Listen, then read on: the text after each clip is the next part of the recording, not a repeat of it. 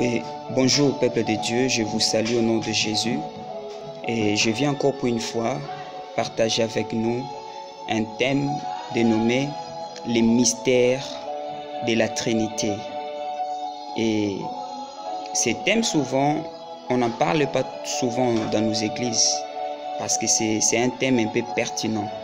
Mais je viens avec toute humilité par la grâce de Dieu partager avec nous. Ça n'a rien à voir avec le monopole de la connaissance que les hommes pouvaient m'attribuer, mais cela est par la grâce de Dieu que je peux dire, ne fût-ce que quelque chose concernant la Trinité, par rapport à ce que le Seigneur m'a enseigné concernant la Trinité. Donc quelques minutes, je vais vous laisser au fait.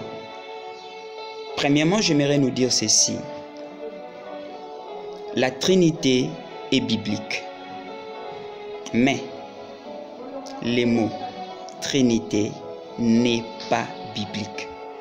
Si vous les fouillez, si vous les cherchez,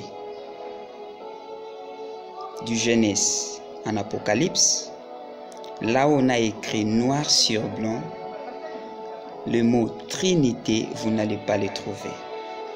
Mais, je vous en supplie, si vous fouillez du Genèse jusqu'en Apocalypse, avec un esprit régénéré, avec une révélation dans sa connaissance, vous allez comprendre que la Trinité est bel et bien biblique. Oui, la Trinité est bel et bien biblique.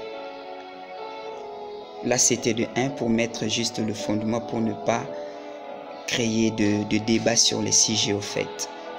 Et si nous lisons, je commence, si nous lisons dans les livres de Genèse chapitre 1 verset 1, vous allez remarquer une chose. La Bible dit qu'au commencement, Dieu créa les cieux et la terre. Le mot qui est là, Dieu, en réalité en hébreu ce n'est pas comme ça. Dieu est la traduction du mot Elohim.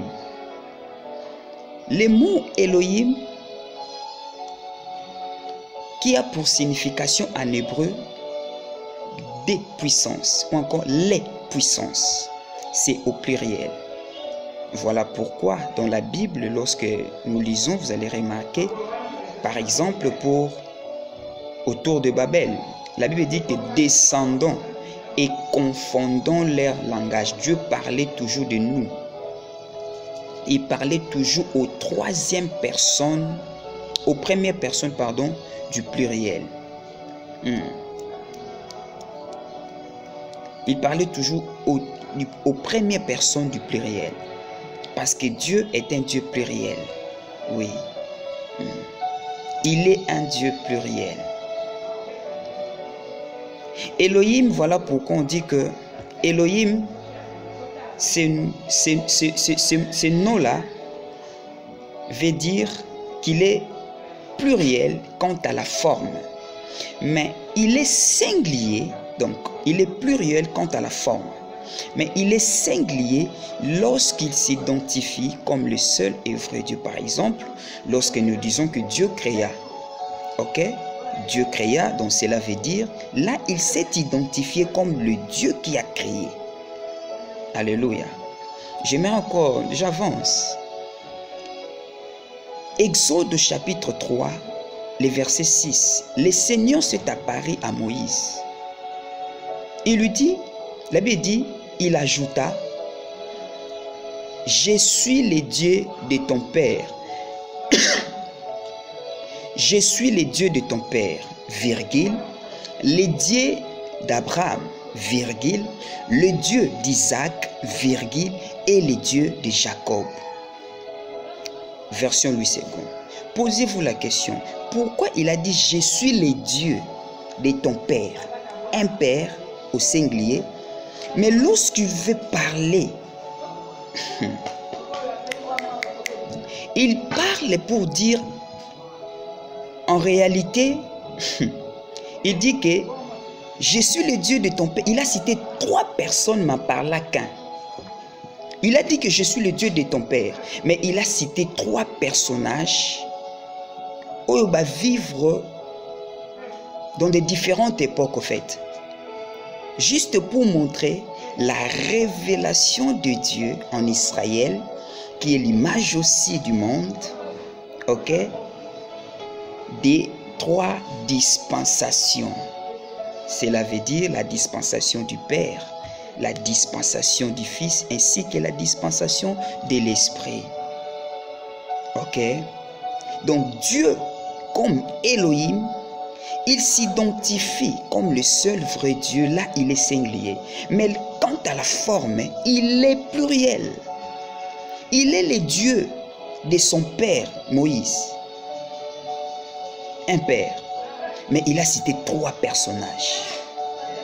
Il a cité Abraham, Isaac et Jacob. C'est bizarre, hein? Mais Dieu voulait enseigner à Moïse que je suis le Dieu qui était apparu, alléluia, qui était apparu à Abraham sur la chaîne de Mamré en 3 personnages. Alléluia. Oui, là, la Bible nous dit que lorsque l'Éternel apparut à Abraham, lorsque Abraham leva les yeux, il vit 3 hommes. Là, c'était la manifestation de Elohim quant à la forme. Mais lorsqu'il parlait avec Abraham, la Bible dit que l'Éternel parla. Oh, frère, la Trinité est biblique. La Trinité est biblique. Frère, Dieu, depuis les temps anciens, il a toujours été caché. Dieu a toujours voulu se manifester aux hommes. Alors Dieu, comme étant dans la dimension de Dieu, comme Elohim, ce Dieu-là, cet Elohim-là, qui se cache dans les ténèbres que les hommes ne peuvent pas comprendre, ni les esprits ne peuvent saisir, a toujours voulu se manifester. Voilà pourquoi il a voulu se manifester aux hommes par des dispensations. Par des dispensations. Tout en étant un mystère, mais Dieu s'est mis à se révéler petit à petit. Frère, lorsque l'église de la RDC, ou encore l'église du monde, aura la révélation de Dieu comme Elohim, l'église ne va pas vivre certaines choses où ils ont vivre.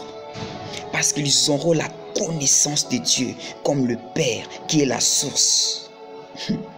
Comme les fils en qui toutes choses sont. Comme le Saint-Esprit, en celui toutes choses se réalisent. Tout ça pour encadrer toutes choses, soit que c'est Dieu. La réponse c'est Dieu. La réponse c'est Elohim. Le Père, c'est lui la source de toutes choses. Dieu a voulu faire connaître aux hommes que je suis la source de toutes choses, de tout esprit, de toute chair. C'est Dieu. De l'univers, qu'il est la source de tout. Et Dieu a aussi voulu faire connaître par les fils que c'est en Jésus, c'est dans les fils que toutes choses sont. Si des choses existent,